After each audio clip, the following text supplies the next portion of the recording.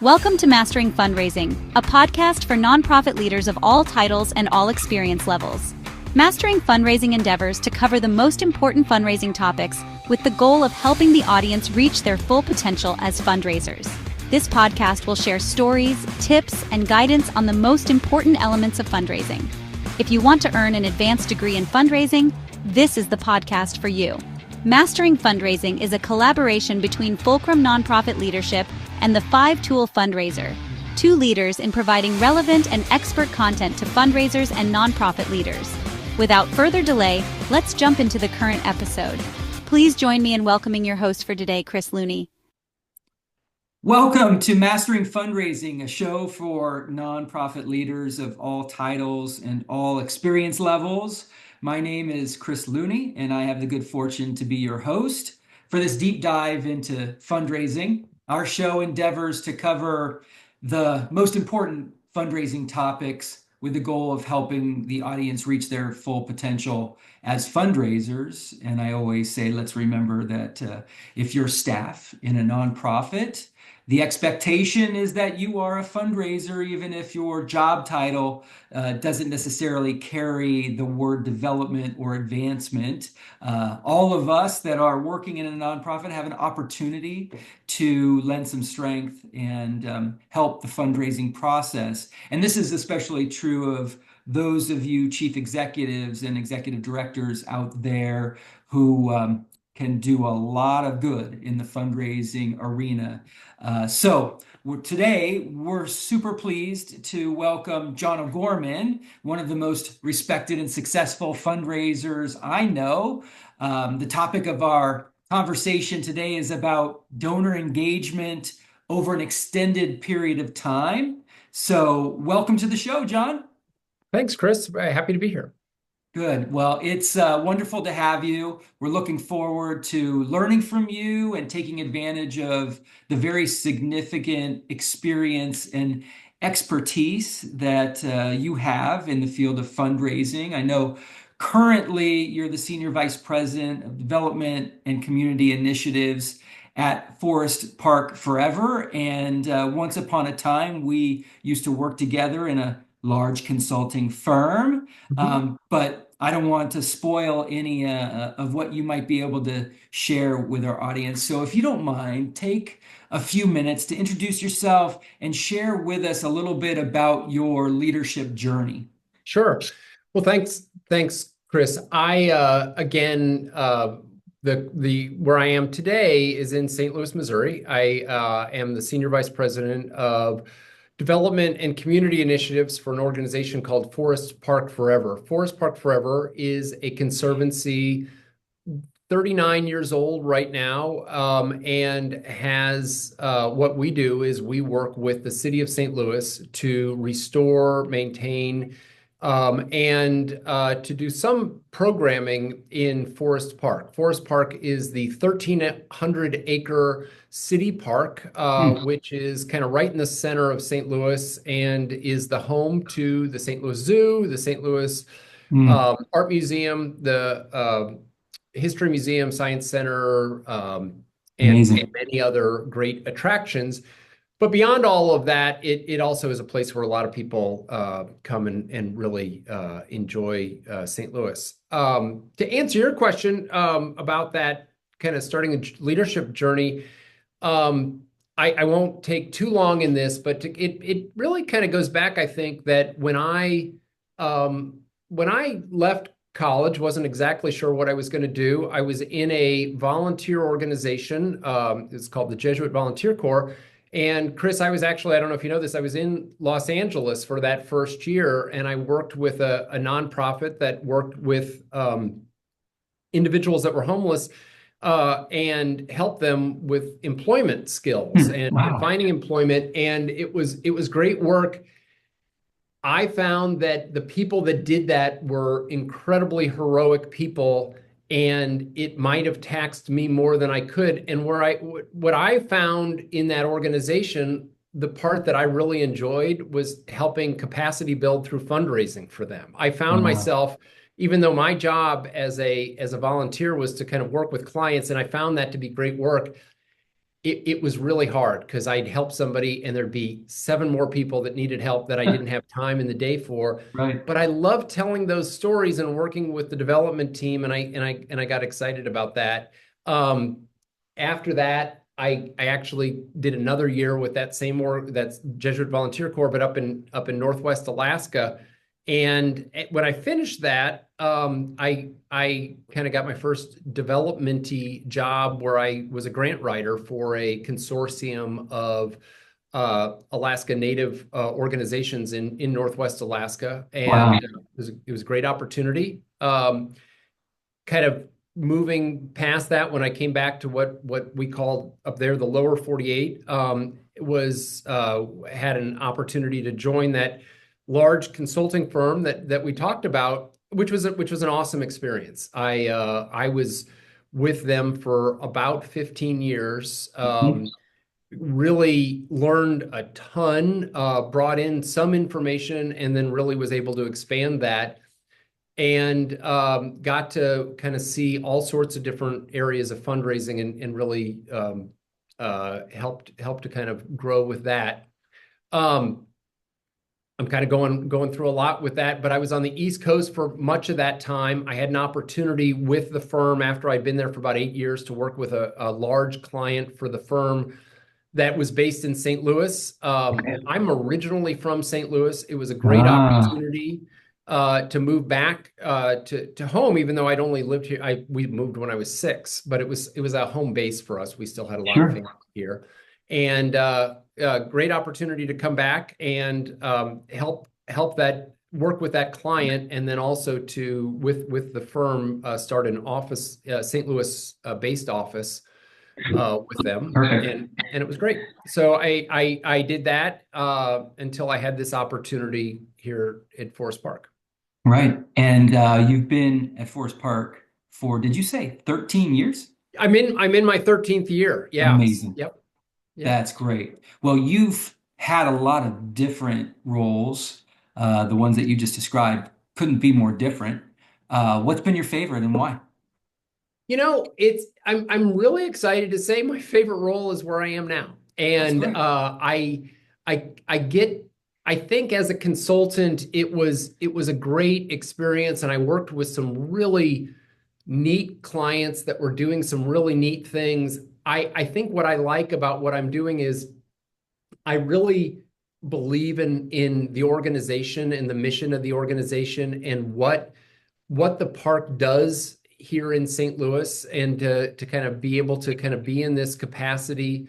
I really enjoy working with our team of fundraising professionals. I also, in my role, get to work with our marketing and communications team, our volunteer and visitor services team, as well as our community engagement operations.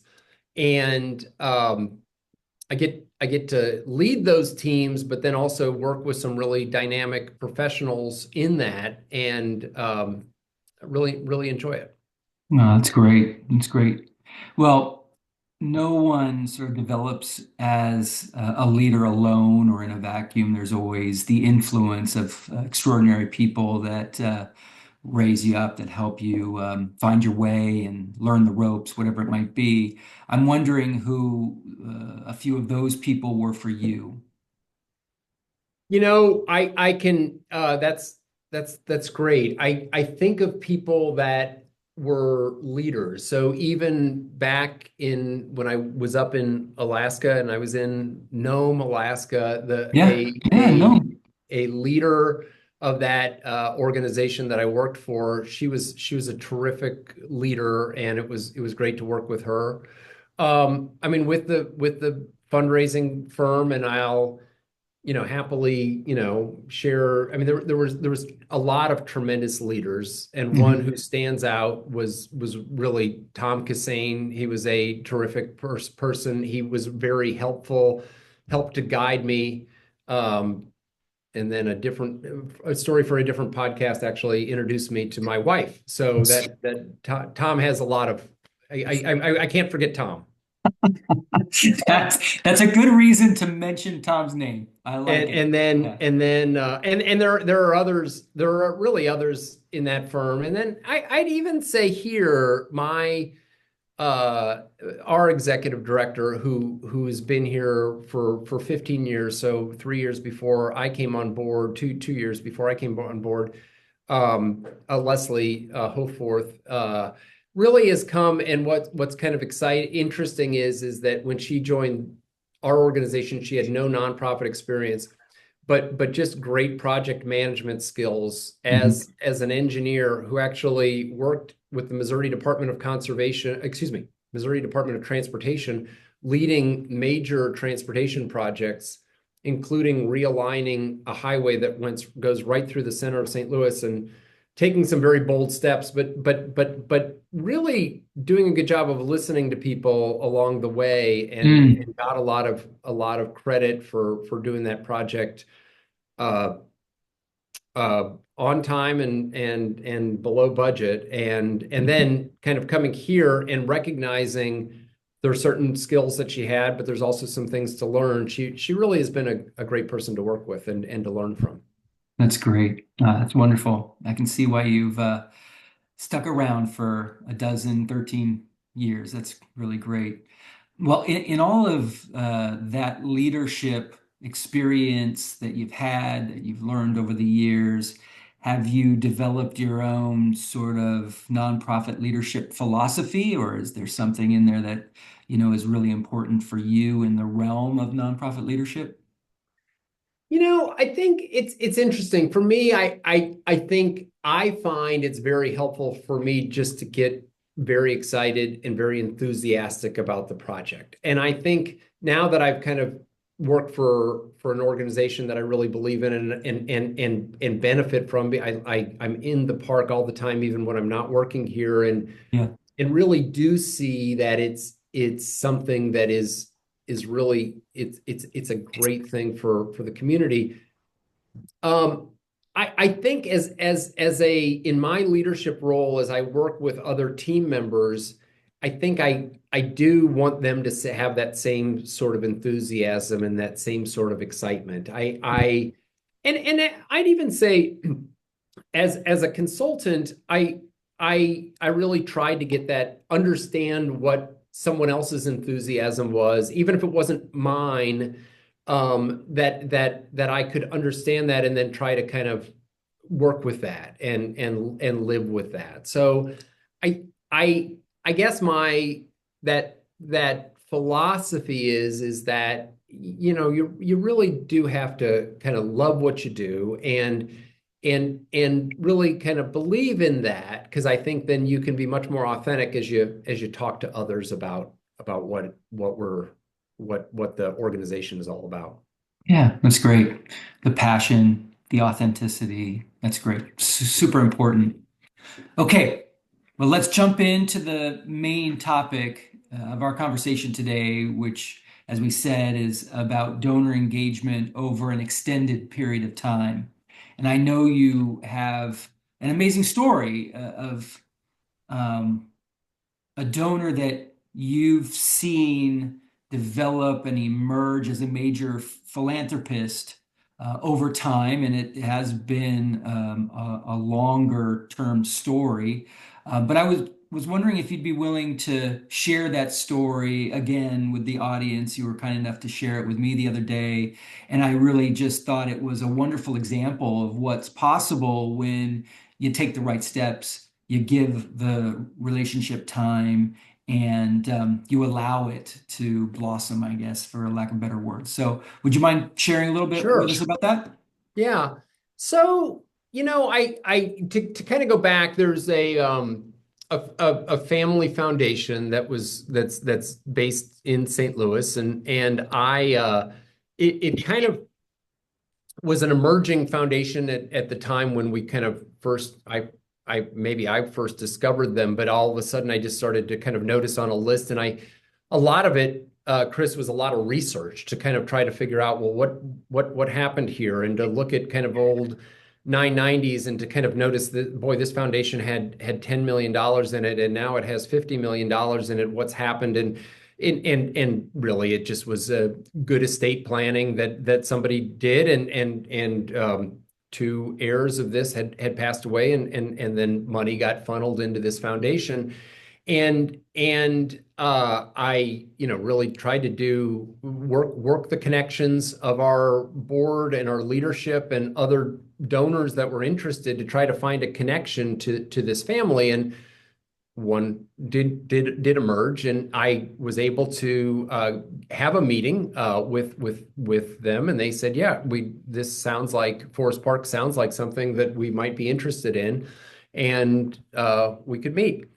And I think if I look back at what I did right on this, where did I get something right? It was really trying to do a lot of listening and finding out, asking the questions. What is it that you like to fund? And what is it that with our organization, I kind of knew what we did and where we are, but where might be some connections that they have, and what is it that might be a connection. And it was really, some of it was just kind of that early icebreaker conversation. And I kind of found out that the supporter said she ran her first 5K and did all of her training in the park. And so I was like, oh, that's great. And she kind of found a couch to 5K program and followed it and did it on the paths in the park.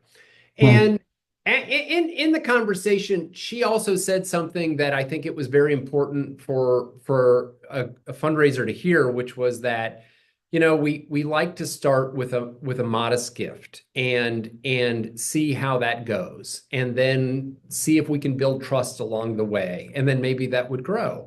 And I'll never forget that, because I mean, she said that, and it all makes a lot of sense, but we listened to that. So that early gift that we asked for, we asked if they would consider a gift of $50,000, and we actually had some public money that needed to be matched. And so if they could give a gift of $50,000, we could do a $150,000 project, and they could be the donor that catalyzed that to happen. And what we did, Chris, was we if anybody is in kind of a public space with paths, these things don't just happen, they have to be maintained. And so we needed to do some extensive maintenance of the path. Tree roots crack things up. Parks are very expensive to maintain. They don't just happen. That's something I've learned over the last 13 years. So they like this, and we were able to do this. And what I think we were able to do that really worked well with this project was keep them very informed of, they made the gift, how we got this, what our timeline was for doing this.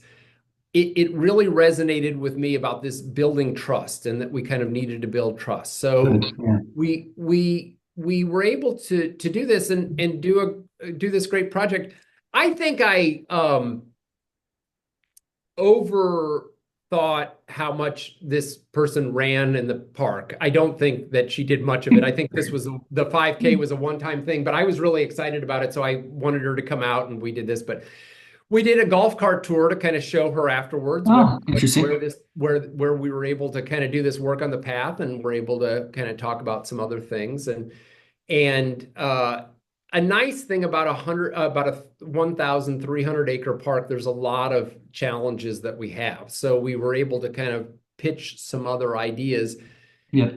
And Chris, this is always just this kind of tricky part is that, when do you ask for the second gift? And it was just kind of trying to feel that out of like, when would be a good time. And I think we actually just asked that question, when would be a good time? How refreshing. Yeah. Why don't you just ask when the right time would be? Approach you again. And we kind of talked about some other things going on.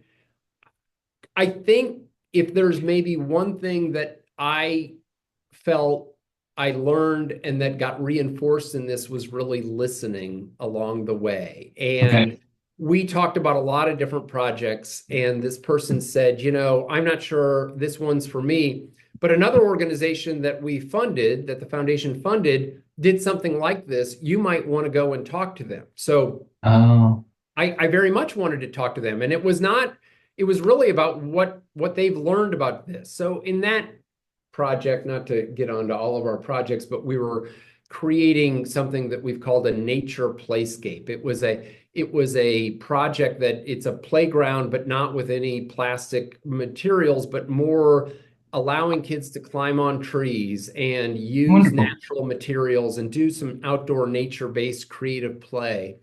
And so I did go meet with them, and actually it was very helpful to us, that we kind of learned what has worked in this space and what didn't work. So it was helpful. And I did report back to the foundation that, hey, I've had that conversation and what a great resource that was. And actually, we were able to do some partnerships with that organization as well. So that was helpful. But we found another project for the foundation.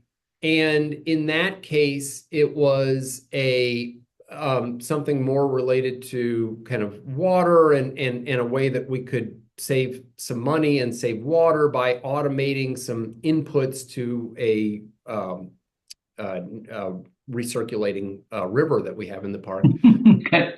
Yeah, you see, in California, you would be it would shock you to know how much we use water here, but we're kind of right at the confluence of the two largest rivers in the country, and so water is an important resource source, but it's not as scarce as it is in California. But Right. anyways, it is something that we should be conscious of how we treat it and how much it costs to do things with it. So they helped us with a project on water conservation, and that was good.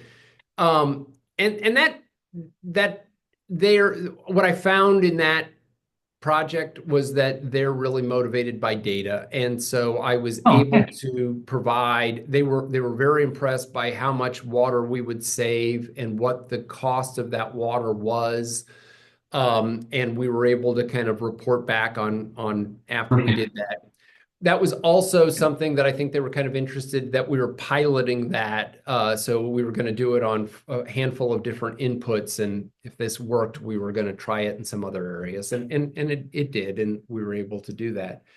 So that was great. And then we had a very big project that was kind of completing that whole waterway system and connecting this recirculating river to this big lake that we have in the park. And we were talk to them further. And this is over the course of years, Chris, which you kind of started this conversation with. So first conversations with the foundation were 10 years ago or 11 years ago, probably.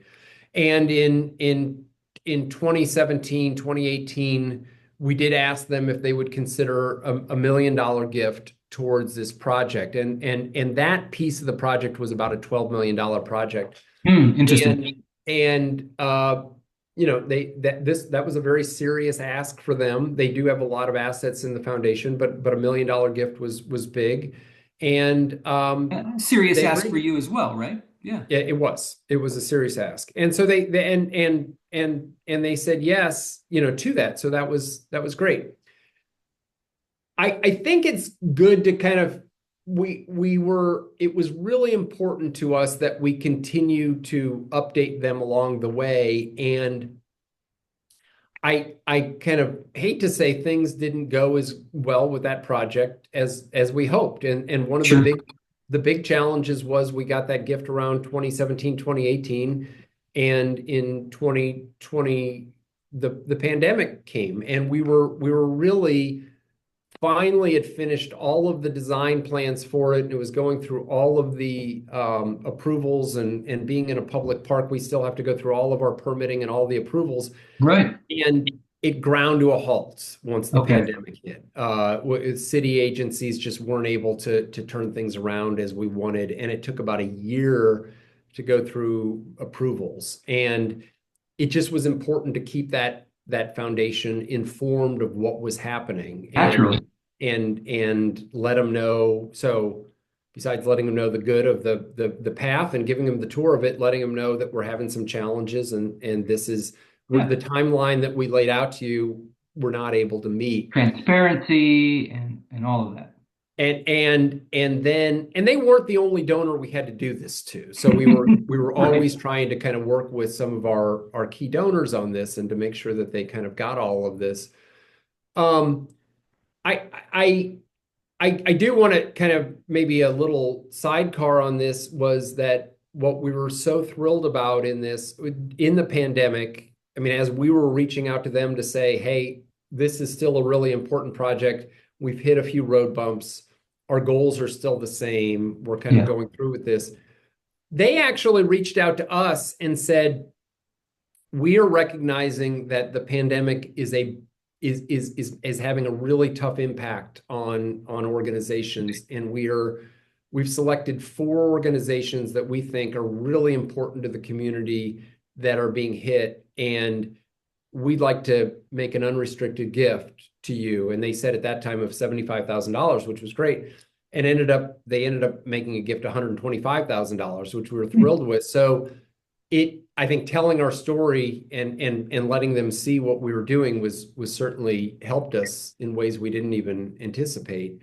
To kind of go back to that bad story actually got worse, unfortunately. If by the time all of our permits were done, we hit pandemic pricing on things, and when we put this out to bid, a project that was supposed to be $8 million of construction, $2 million of design, was coming in 50% more, and we just didn't have another $4 million sitting around. So we really had to redesign, and we just kept them as well as other donors informed. And what we tried to say was, when we started this project, we had 4 big goals in mind, and we're keeping those in mind, and we're having to kind of accomplish some of those in different ways, and that's what we kind of talked about. Sure. And we're gonna have to do some redesign. We're gonna have to kind of see if we can do some things less expensively, and we're gonna have to do further fundraising. But we're still committed to this. What's going to slip here is the timeline, but we're still committed to this. Yeah. So you navigated. And we continued to have those conversations and bring the donor out at times along with others and to talk to them about how we're still focused on this. And it was good. It was great. That project, we're going to have a big community celebration, ribbon cutting for it this July, finally. But it's substantially complete. In parks, sometimes, like the landscaping sometimes takes years to kind of really grow in, but it's all installed and all of that stuff. So we kind of have that, and then came this next really big project that we have, and it's $100 million project. As I said, Chris, in a park, nothing's cheap, it seems. So we're doing this, and we actually hired a consulting firm, and it's one that you and I are both familiar with, to help us with a feasibility study for this. And they interviewed this donor, and the donor said, "I've understood. Sounds great. We don't really want to give anything until what we already gave $1 million for is done." And that made perfect sense. And as we continued to talk, and it's just on a tickler that every several months just provide project updates on that and see if there's other opportunities to engage. But even if we would have some donor engagement things, but invite them to the new project and let them kind of see about it. And so we did that. So it was really just about continuing that conversation. And what we got to was that donor, through some other tours and some other things, saw that the project that they supported, to use this term again, is substantially complete. And they saw that coming in along the way, did say they were open to talking more about the project. And actually, I called them and said, "Hey, I want to know if you would be open at this time to hearing more about this because we're kind of at this point that we have to go ahead with it. And they said yes, and so that was good. And we were able to engage them, kind of give them a deeper dive into this, talk about why we feel this is so important. Yep. And they told us that they would entertain a proposal and ask what we were thinking. And we said it would really help us if we could consider a gift of $5 million. And they said they would entertain a proposal for that. Amazing. So that's where we are. And knock on wood, that was submitted yesterday. So we'll Congratulations. we'll we'll we'll we'll well, the Paul Harvey rest of the story is still to come, but we're hoping Yeah. that Yeah. that would be great. Yeah. And so it's been a good 10 years where you've seen multiple major gifts, let's say. And one was modest by comparison to what you asked for today, but you wouldn't expect to get the biggest gift first Right, necessarily, right? right. It's taken time and you've done some extraordinary things, which I don't think are random. I don't think are unusual. I think they are the measured, important, best practice type steps. And I Yeah. think I have a list of these kinds of things that I wanted to test with you and talk with you through kind of these half dozen or eight different things that are incredibly important elements of maintaining, building, sustaining a prolonged donor engagement or proper stewardship to help an organization continue to receive gifts. And maybe even if you're lucky enough, get bigger and bigger gifts over time. And the first one I wanted to explore with you, which you talked a little bit about, one of those things that help build trust and led to increased loyalty and giving, was this concept of personalized communication. Hmm. You did a Hmm. lot that was very specific to them. Can you tell me? And it doesn't have to be this particular prospective donor or donor family that we want to talk to, but just in general, how do you feel about the importance or the necessity or practicality of personalized communication? Yeah, and I mean, if we're wanting to get major gifts, I mean, it's clearly essential. I mean, if I'm wanting to get a couple, $1,000 from somebody, I can probably send out some kind of generic kind of, mailings. If we're looking for larger gifts and sustained over a period of time, that I mean, I think that personalized communication and really understanding what is the motivator for them and what is interesting to them is key. And I think the I mean the easiest thing to do is really just listen and hear from them, what it is that's interesting and exciting to them.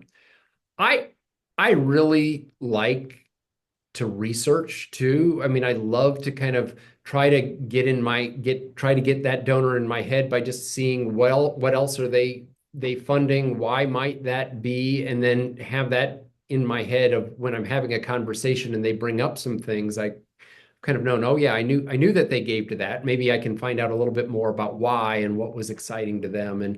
Yeah. And then in that can kind of lead towards that personalized conversation and what it is that might be motivating them. Yeah.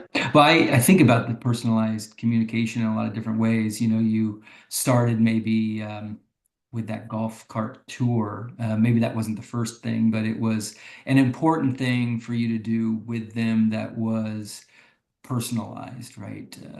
And then I'm sure your proposals were very specific Yep. to them. And you were ticking off some research or analytics that clearly kind of hit a nerve with them in terms of the amount of water that would be saved or the Hmm. amount of cost that would be saved. So it seems like such an important element of that to know who your audience is, I guess, and tailor that communication to them. And then it seems like I heard you talk about the importance of regular communication following the gift. It wasn't just sort of a thank you and we'll call you in a couple years when it's time to give again. Tell me a little bit about the consistent stewardship, which I see is important. Yeah, it is. And Chris, I mean, sometimes that can be the hardest thing because um you've gotten a gift, you feel great about it, you need to get other gifts, you kind of move on to those that you haven't yet gotten, and it's clear that you have to continue to engage those that have made gifts, which if you have a big operation, um, I'm we're right next to some large universities, St. Louis University and Washington University, and I kind of know they have huge teams of people, and you Sure. know, it seems like a luxury if you have a finite number of donors that you can kind of work with. And I know then it's still not easy, but it seems easier Right. than that. But it's something that all of us, you know, on the team just kind of need to have those significant donors, especially that we can try to kind of reach out to and have on that file to kind of, and again, know how they like to be communicated with. If it can be just an email update, it can be a note, it can be a phone call, what it is.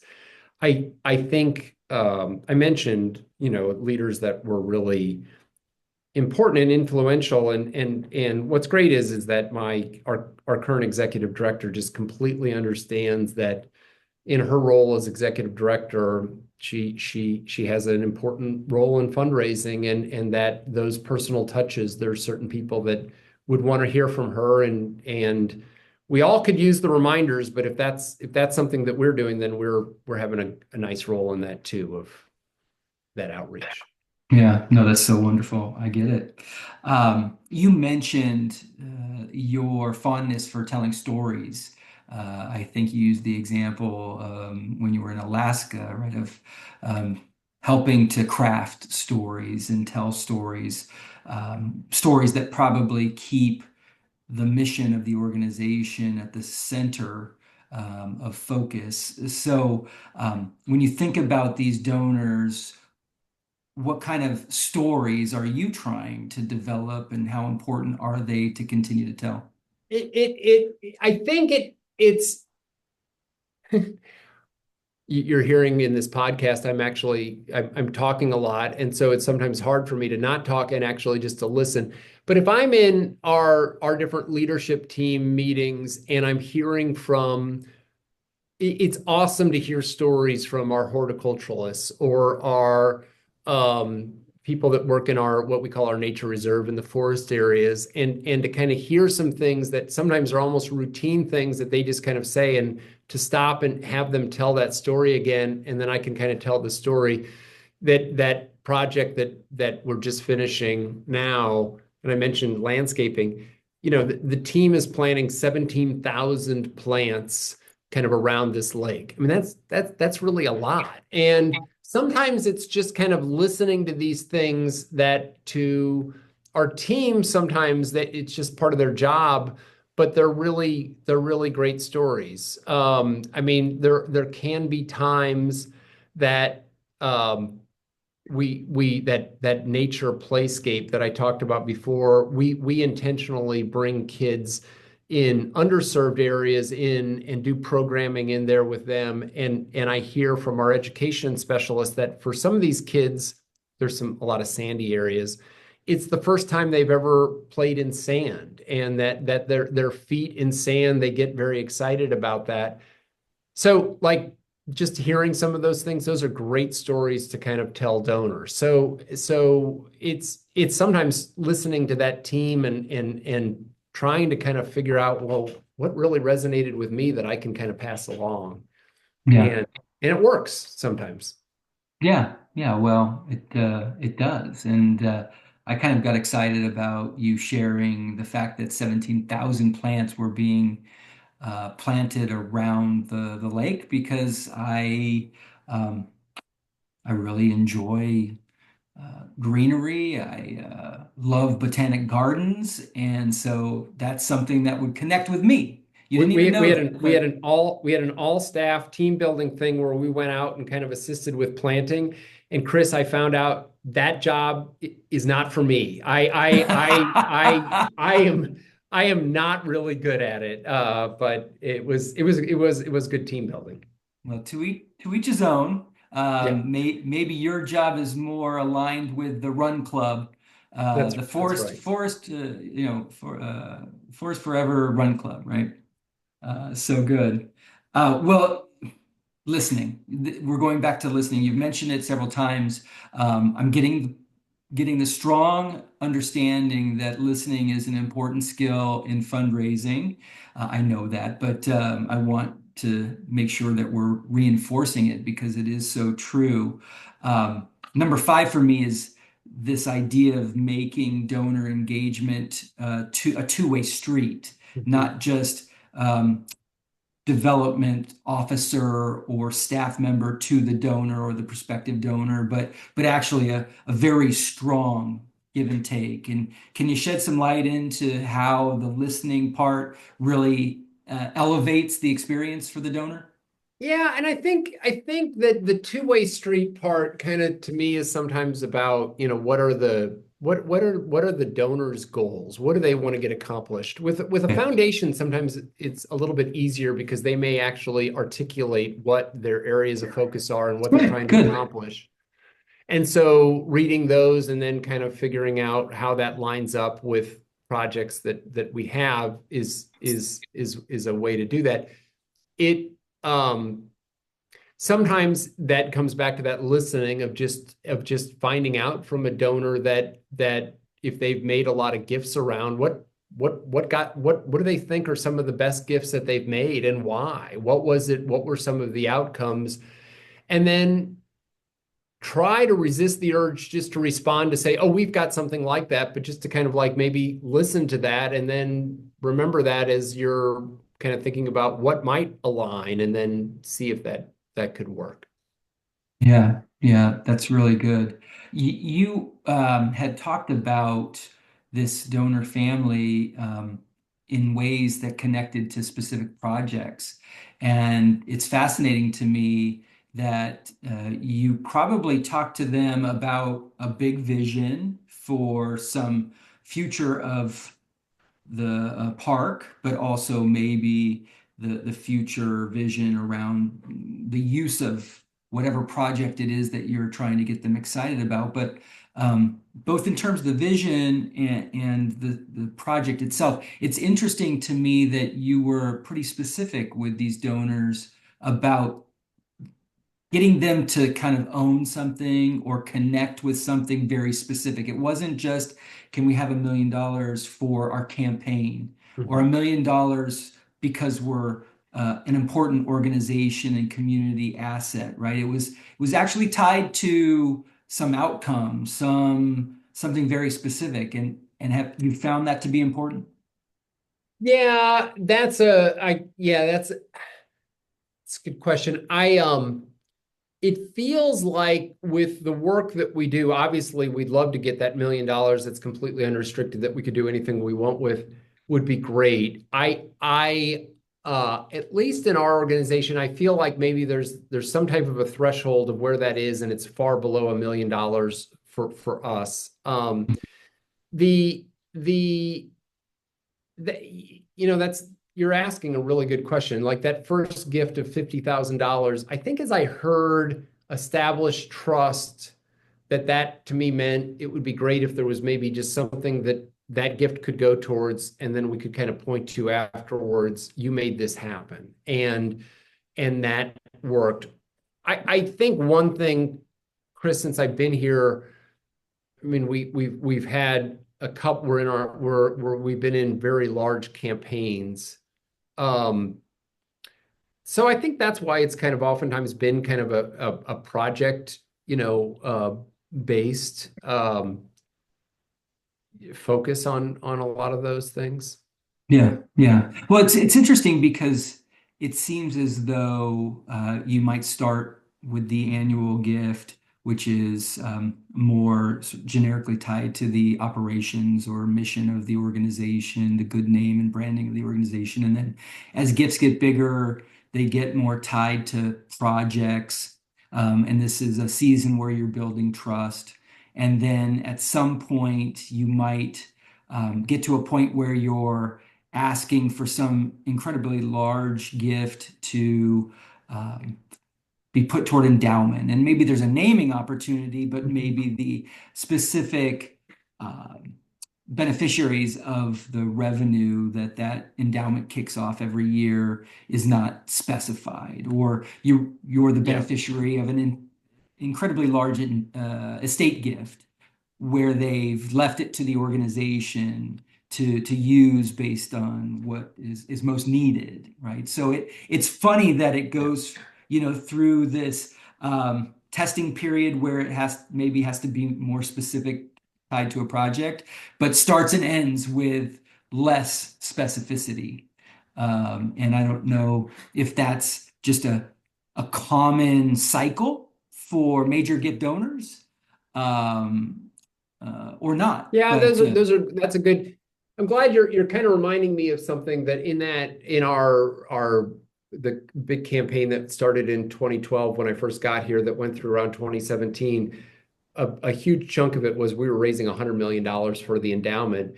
We worked on telling the story of what that endowment would do. We had at that time a kind of endowment about $20 million. We did some studies to kind of determine what was really needed on an annual basis to be properly maintaining the park. We knew that the city was well short of putting the maintenance that was needed into the park. And because of that, there were decades and decades of deferred maintenance that things were falling apart. sure. So we worked on kind of telling that story, that if we could be spending $5 million more a year, which is a tremendous amount of money a year. So we had to kind of show some of those stories about what that would be. But if we could do that, then, that we could work on kind of bridging that gap over time. And that did elicit a lot of, I guess we would call them unrestricted gifts, but restricted to the endowment at that time, which was incredibly helpful. Yeah. Well, I think you did a great job of creating a vision for people of what the future looks like and what's needed to help maintain, the park, maintain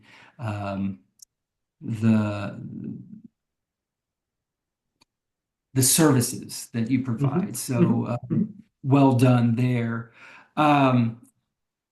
I'm going to the next one, which was the transparency issue, which I think you covered so elegantly already when you were talking about the communication that you had to do in the good times, but also in the sort of bad times when the project wasn't going well. So we covered that, but it did bring up the other idea, which is the concept of recognition for these donors.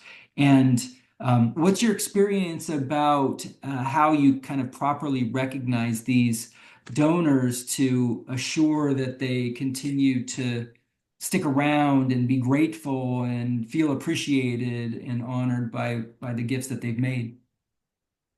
That's something we continue to kind of struggle with. I think it's important that we, I think all donors deserve some recognition for what they do, and to try to kind of find appropriate ways. In a public park, it can be a bit of a challenge in that the city owns it, and we kind of Right. have to have some restrictions on what we can do. What we've done, I think some of this comes into listening, into really kind of understanding what a person wants out of a gift, and how they would like to be recognized. I mean, I think some of that, as far as what we've kind of learned from that, is again, work with our partners with the city about helping them to seeing what we can be able to name, how we can recognize donors publicly.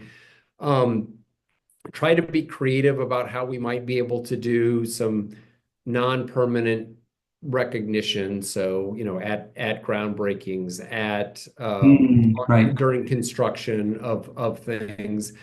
And then if there are some more, instead of having plaques all over, could we agree to having kind of maybe one collective plaque that is having a list of a lot of different donors that we could put on there? Can we do that through our own publications that go out that we could recognize donors? Can we do a donor story that would also be able to recognize people that way?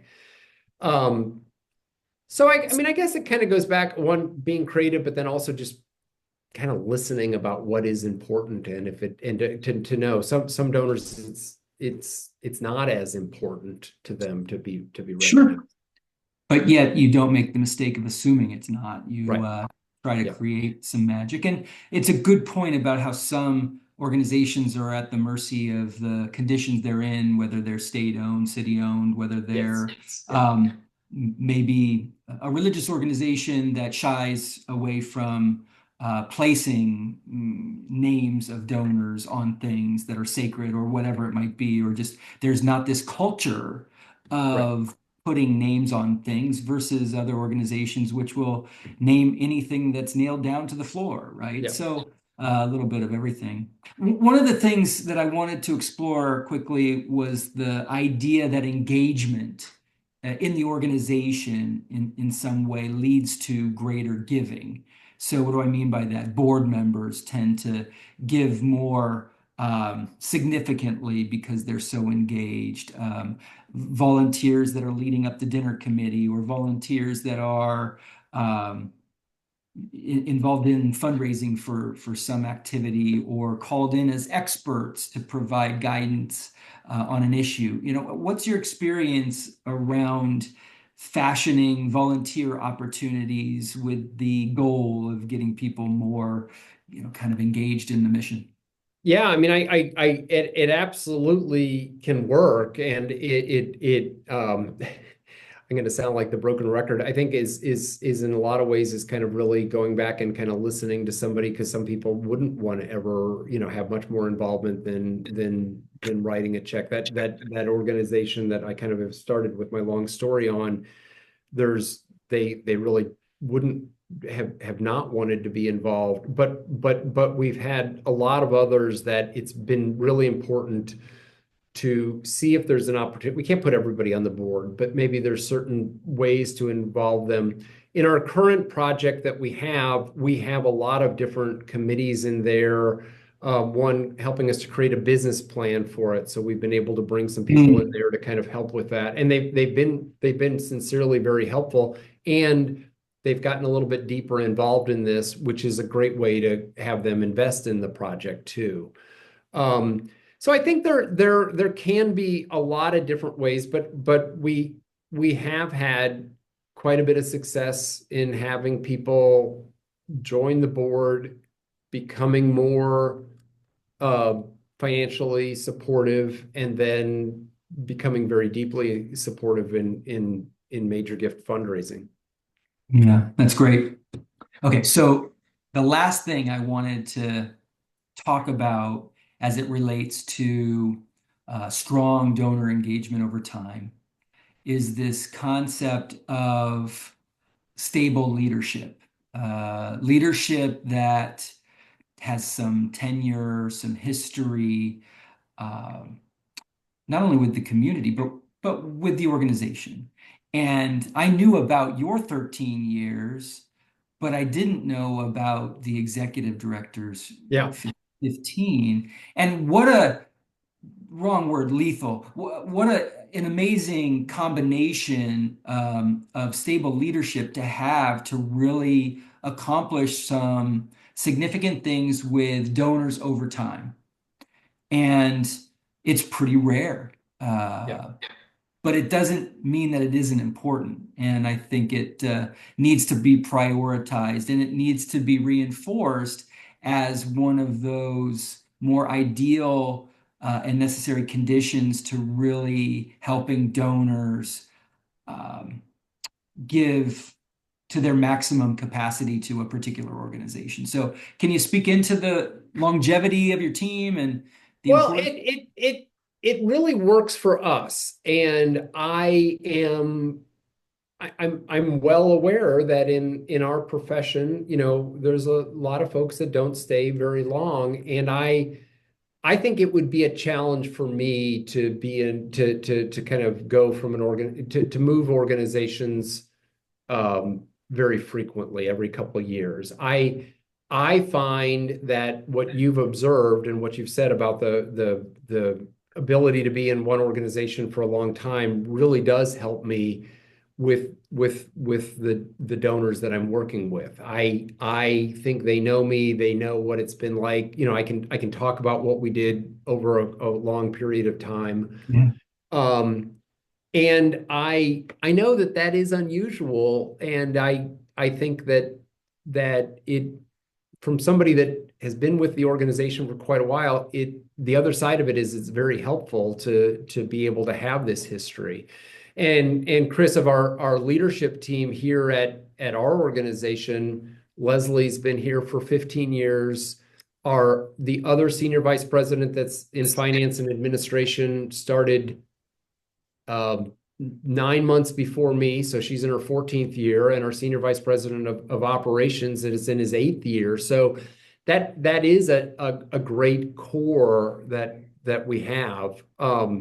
It just really helps. Absolutely helps.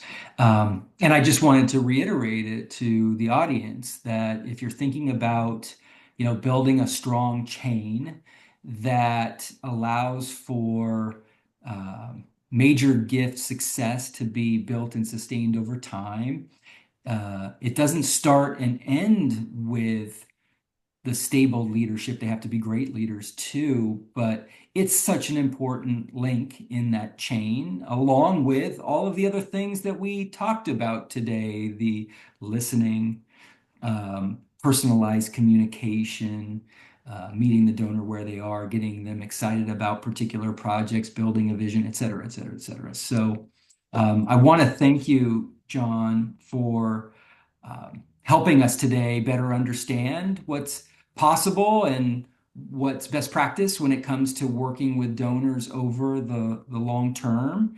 And thank you also for being such a force for good. You've been a great teacher and mentor to so many. And I know that you've also been an incredibly successful development leader as well. You have had a great impact in the industry. And my proof of that was seeing a post yesterday by a former colleague of yours from that consulting firm who just couldn't say enough nice things about how you helped her when she was just getting off to the start of her career with that consulting firm. And she's still there and thriving, and credits you with a lot of that. But anyway, your industry is beyond measure, and I hope the interview here will continue to really bless future nonprofit leaders and fundraisers alike. So that concludes today's conversation. Thank you, John. Thank you, audience. This has been Mastering Fundraising with Chris Looney. Please make sure to like and subscribe, and be on the lookout for the next episode. Thank you very much. Thank you for joining this episode of Mastering Fundraising. We hope the conversation was helpful and invite you to like and subscribe to this podcast for more conversations with extraordinary nonprofit and fundraising leaders. To learn more about Fulcrum Nonprofit Leadership, please visit us on the web at fulcrumleader.com. To learn more about the 5-Tool Fundraiser, please visit us at 5toolfundraiser.com. We want to hear from you. Please share your thoughts and ideas with us at hello@fulcrumleader.com. Thank you for the important work you do to make our world stronger. We look forward to welcoming you back during a future podcast. In the meantime, take care and be well.